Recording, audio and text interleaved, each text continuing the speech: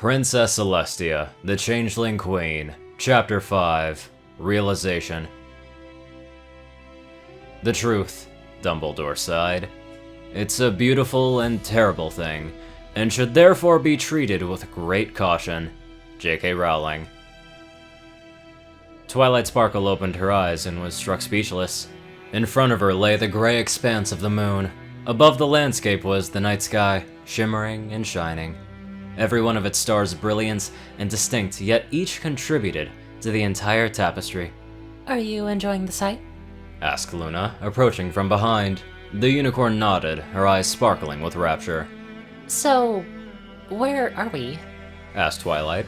Luna stepped forward to stand beside the unicorn, a small smile on her face. We are in my mind, or at least part of it. From here we shall embark into the Changeling Queen's memories and attempt to discover where she has hidden our sister, explained the princess. Her expression grew serious, and her horn glowed. To Twilight's surprise and disappointment, the lunar landscape began to blur and dissipate, fading away like a fog blown away by the wind. When Twilight's vision focused, she found herself at the bottom of a gently sloped hill, covered in long green grass. At the top of the hill was a house. However, what drew Twilight's attention were the strange holes in the hill. Some smaller than rabbit holes, and others large enough for a pony to fit into. From within each hole shone a light so blinding that Twilight had to narrow her eyelids just to be able to see. Strange. We did not expect this, remarked Luna. So where do we go? Asked Twilight. That we do not know, Twilight Sparkle, for each mind is different. Our instinct suggests that we should try the house on top of the hill. It looks like a place where important things are stored, said Luna. The unicorn nodded, and the two began to slowly walk up the hill. The holes made it difficult to navigate, and more than once Luna had to carry Twilight past them. When the two finally reached the top of the hill, they were able to examine the house more closely. It was then that they realized the house was actually more like a miniature castle. A castle whose design bore an eerie resemblance to Canterlot. The structure was painted a combination of pink, green, and blue, the colors of Celestia's mane. The same blinding light shone out of every window. The front door was ajar, and as Twilight's horn glowed, it swung open without any resistance. Cautiously, the two entered the home into a long hallway. Apart from the tiled floor and the doors at the side and ends, the corridor was featureless.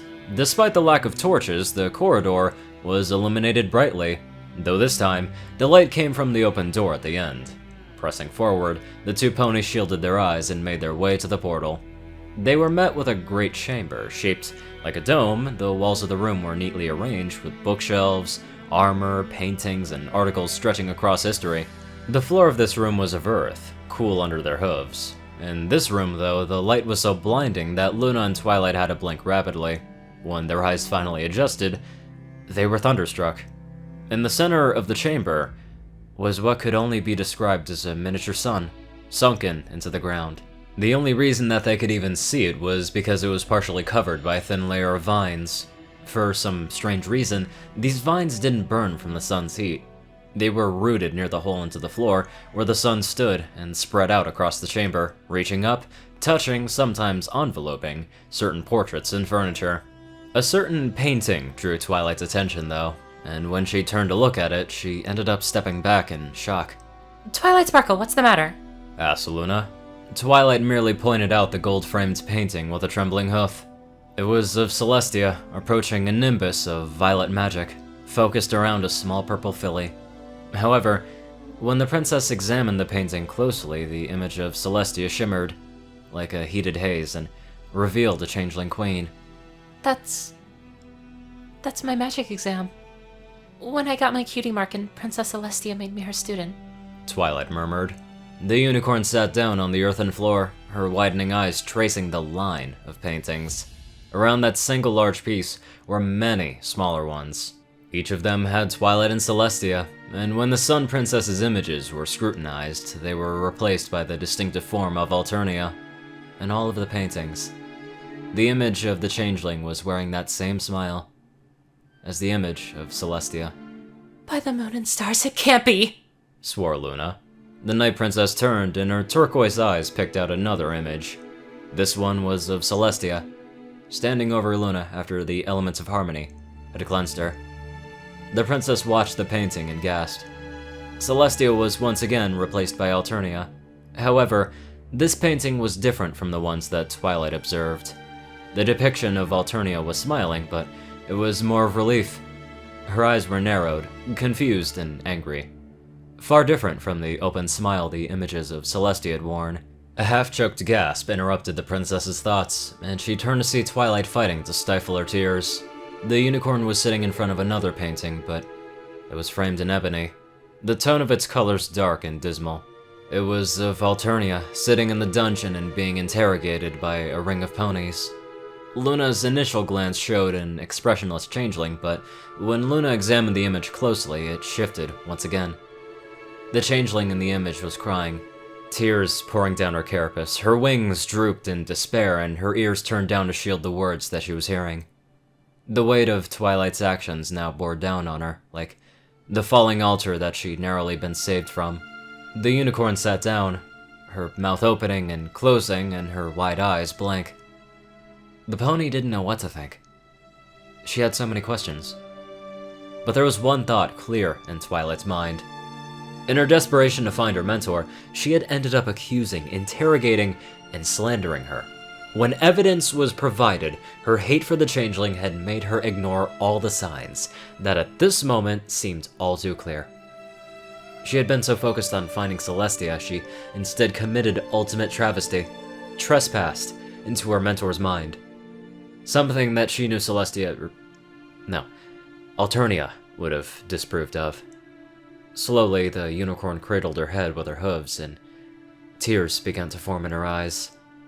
Now, she knew the truth. What have I done? Twilight then sobbed. I heard the sound of crying. Twilight's crying. It roused me from my slumber. I'm here, Twilight. I called drowsily.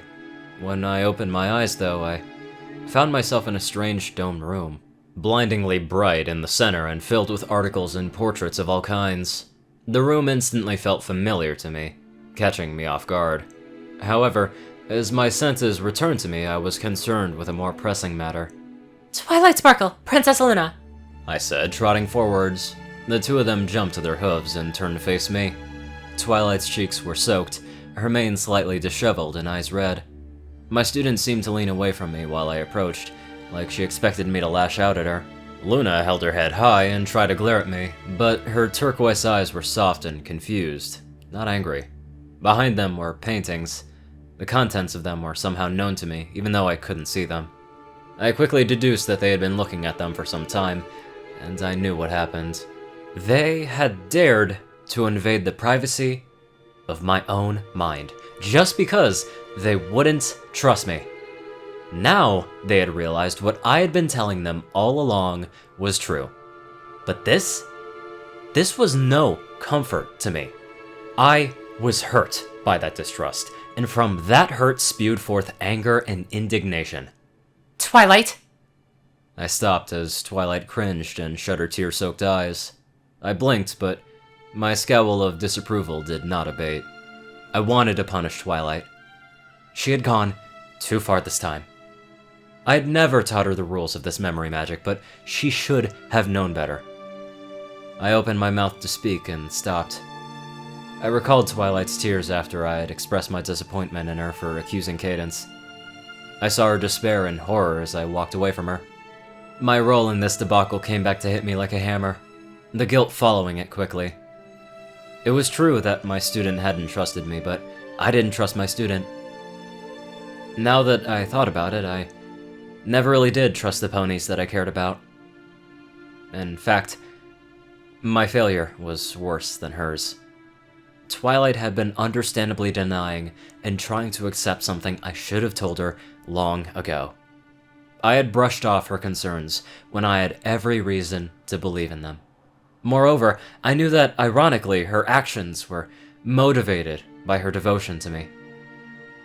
I must have worried my student to death. And it was all my fault.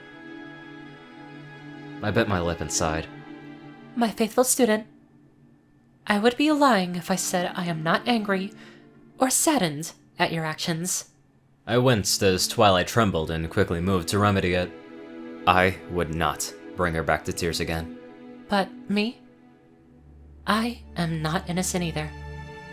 Twilight stopped crying and stared at me uncomprehendingly. Princess, you... I leaned forward and lowered my head so I could meet Twilight's wet eyes, trembling with uncertainty of what she had just learned. I forgive you, Twilight. Will you forgive me for doubting you? I asked. Twilight said nothing, and my fears grew at her silence. Was she too afraid of who I really was? Could my mistakes ever be forgiven? Can I even live to know that the pony that I loved most wouldn't even forgive me? I closed my eyes, hoping and praying for an answer. A soft impact against my leg made me almost lose my balance. When I opened my eyes to steady myself, I found my foreleg being nuzzled. Princess, I am so sorry. I didn't know that it was you, and... Twilight blubbered on as I leant down to nuzzle my student, tears of happiness at the edge of my eyes. Never beyond my wildest hopes did I ever think that Twilight would touch me in this form. My joy, though, that was brief. Changeling, Alternia, you have much to explain. Where is our sister? Demanded Luna. I raised my head to meet Luna's eyes determinedly. I was still angry at her for putting me to sleep and going through my head like an open book. And why should I answer you? You probably didn't even explain to Twilight, so she cannot be accused. But you know as well as I do that what you have performed on me is one of the most heinous abuses of magic. I retorted coldly. Twilight gasped and turned to Luna, whose wince was enough to tell her the truth. Still, the princess stood her ground. Alternia, I am the co-ruler of Equestria, as is my sister, whom you have impersonated. I will do whatever possible to see her safely return to the throne, no matter the consequences, stated Luna defiantly. I grimaced, though privately, I was wondering how to answer. The Alicorn deserved an explanation of what happened, and she knew enough not to reject what I would tell her. However, I didn't want to tell her. Luna would be horrified and would surely hate herself if I told her the fate of her sister. Still, with great reluctance, I consented to her demand. I was tired of keeping the secret for any longer. Besides, I knew it was futile to maintain this lie any longer. If I refused, Luna would simply overpower me. It would be better to describe it to her clearly. Luna, as mad as I was at her, needed to know what happened to her sister. And Twilight, despite all the odds, had accepted who I was. She, of all ponies, deserved to know. Bowing my head, I sighed.